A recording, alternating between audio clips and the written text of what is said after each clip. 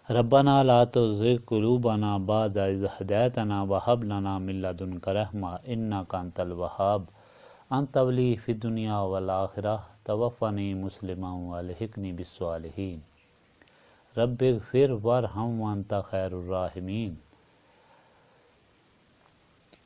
اللهم إنك عفو تحب العفو فاعف عني يا غفور يا غفور يا غفور استغفر الله العظيم الذي لا إله إلا هو الحي القيوم وأتوب إليه اللهم رب السماوات والأرض ورب العرش العظيم ربنا ورب كل شيء خالق الحب والنوى ومنزل التوراة والإنجيل والفرقان اعوذ بک من شر کل شیء انت آخذ بناصیته اللہم انت الاول فلیس قبلک شیء وانت الآخر فلیس بعدک شیء وانت الظاہر فلیس فوق شیء وانت الباطن فلیس دونک شیء اقضى ان الذین واغننا عن الفقر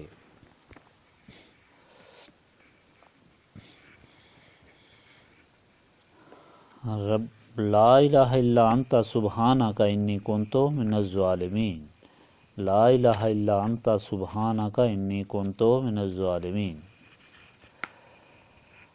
اللہم رحمتک ارجو فلا تکلنی الی نفسی طرفۃ العین واصلح لی حالی کلالہ لا الہ الا انت ربنا تقبل منا انک انت السمیع العلیم وتب علینا انک انت التواب الرحیم سبحانک ربک رب العزۃ عما یصفون وسلام علی المرسلین والحمد للہ رب العالمین.